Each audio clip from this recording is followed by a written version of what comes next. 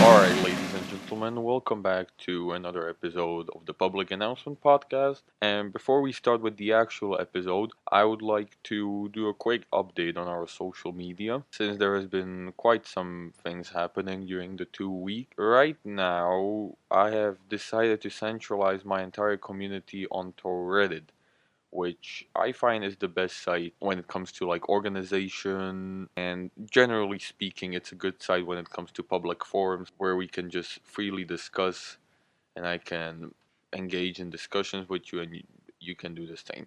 So you can find us on the PAP forums on Reddit. Follow it and be an active participant and respect other people for their opinions and what they have to say.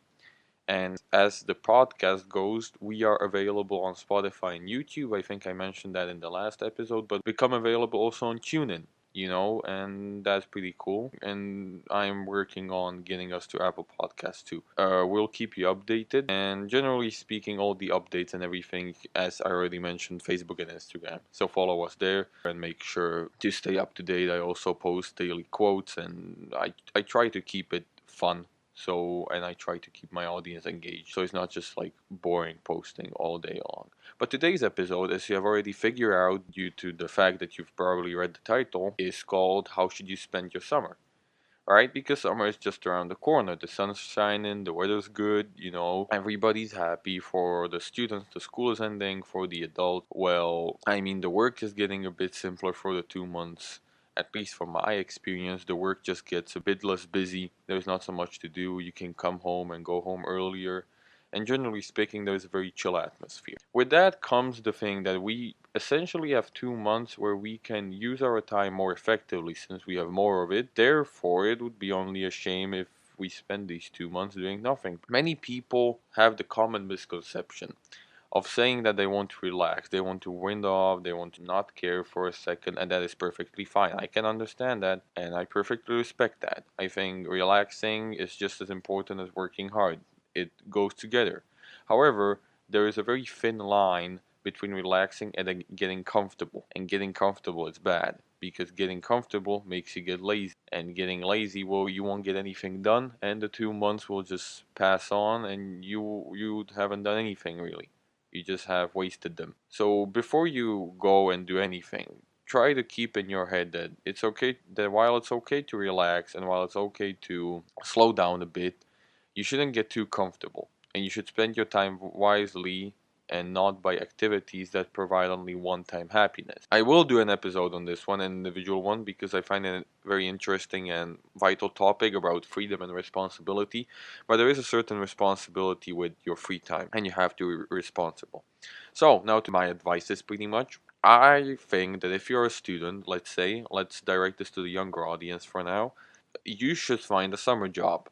Now, I know that not all of you want to work, and the greatest argument you get is pretty much that, oh, well, I worked 10 months in school basically. I just want to have free time now. Again, good. Go relaxing.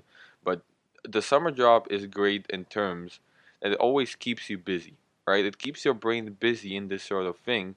That it doesn't just fall into this comfort zone and stays there for the rest of the holiday. The summer job is something you have to be responsible to. You have to come there on time, you have to perform a certain way, and you have to just be there.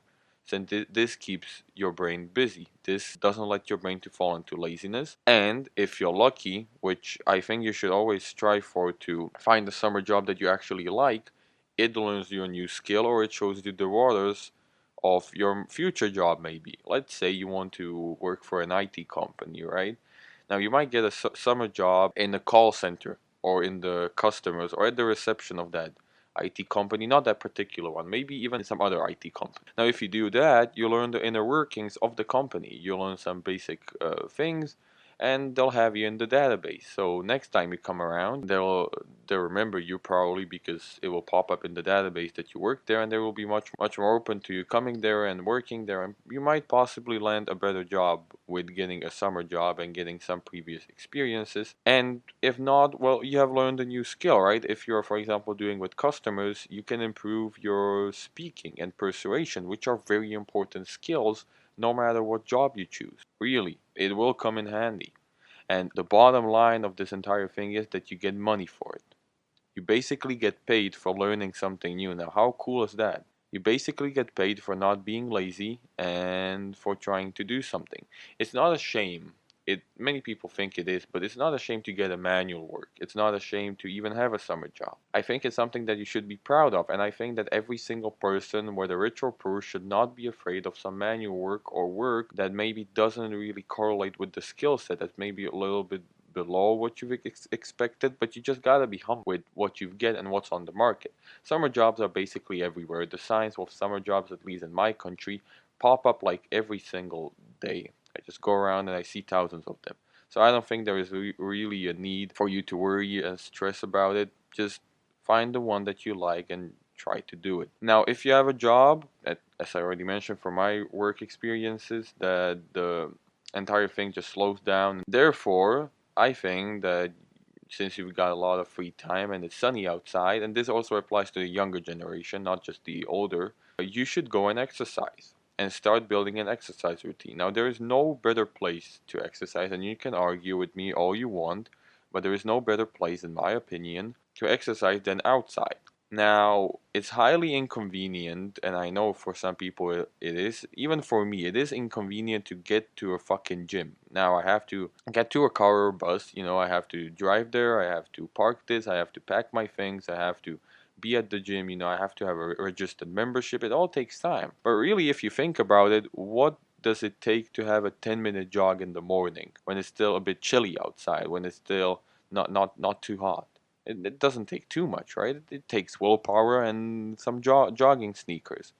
Or you don't even have to have jogging sneakers, just regular sneakers, I guess, are good enough to go. And I think every single one of you has a pair of jogging sneakers lying around the house. And if don't, well, buy them. It's a good investment anyhow. Now, exercising is just as important as anything, if not the most. The thing is, our bodies generally are used to manual work because people in the past, well, most of the work they've done was manual. And even the rich people, Titanic, that was like 100 years ago, right? The entire thing. You know what the rich people, like the rich class, had on their individual quarters? A fucking gym. Yeah, that's right. They also understood that there is some importance to moving your body and keeping everything in shape. There is nothing cool of not exercising, or you just don't want to join the trend or some bullshit. There is nothing cool about that. So try to build an exercise routine that mainly consists of going outside. I recommend a 10 to 20-minute jog because that's really just very simple and everybody can do it very naturally. And while you do that, you can make it a bit fun. Listen to an audiobook, to some music.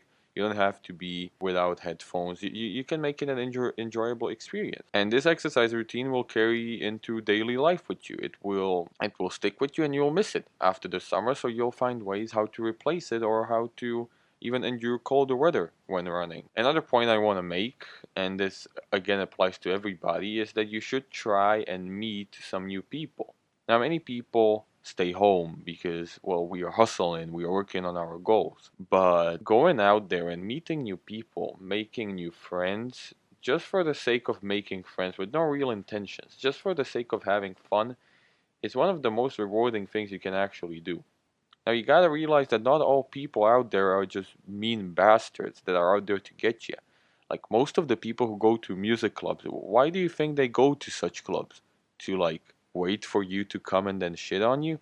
Not really. They come there to enjoy themselves. You are doing basically the same, so you've got one thing in common going with the rest of the club. Well, you can meet new friends, you can meet people that you like, maybe even date somebody. I mean, sure, whatever fits your routine. But try to really just go out and socialize in there and try to make some new friends or at least meet interesting people, and you'll see that it will be very rewarding in the future. Another thing is that if you feel like, and this is for the younger generation again, if you feel like the summer job is something that you really just would waste your time on, or maybe there isn't a good summer job around you, or maybe you just don't want to get a summer job.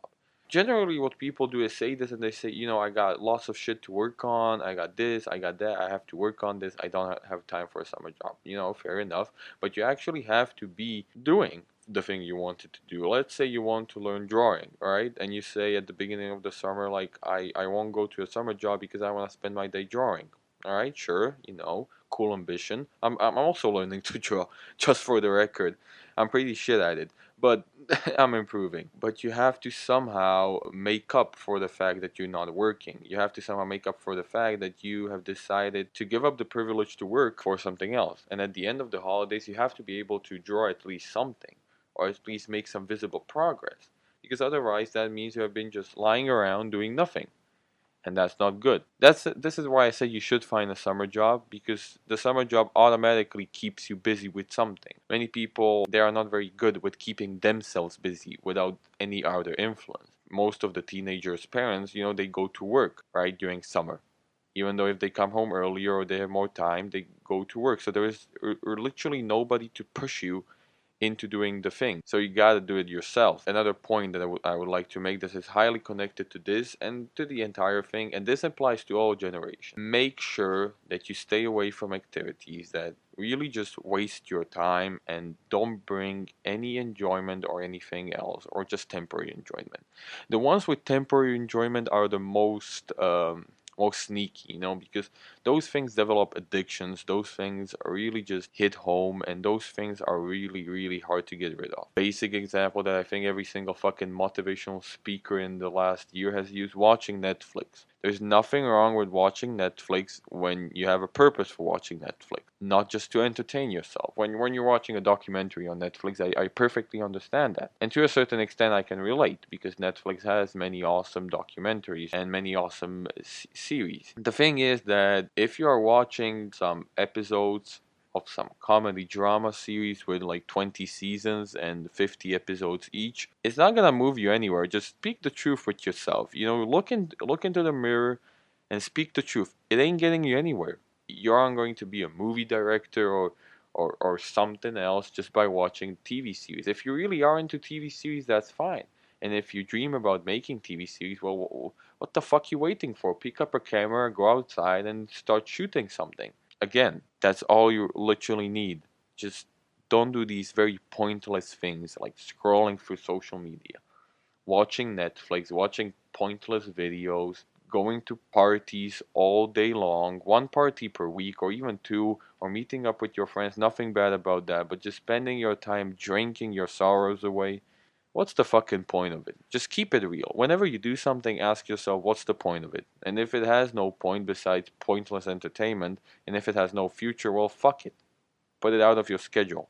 You aren't going to lose anything. You're only losing time with the activity if you continue doing it. And the last and final point, I didn't want to make this cliche, but it's going to sound cliche.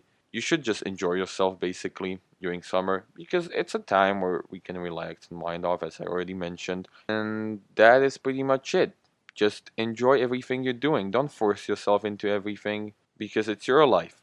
You gotta be living it. No one will dictate it for you. No one will tell you what to do. And therefore, you have to be your own judge, your own psychiatrist, your own best friend. It sounds very lonely, but it's actually very cool. It really is dope as fuck to just do things that you really enjoy and that you thoroughly like and that you just really, really are into. It's an unmatched feeling. It really is. And many of you still have the time and privilege to invest in those things, so don't waste that time and don't throw away the privilege you have. Alright, fellers. So that's it. That's pretty much it for this episode. Thanks for watching. Thanks for listening. Thanks for listening to me. And as I already mentioned, follow us on Instagram, follow us on Facebook.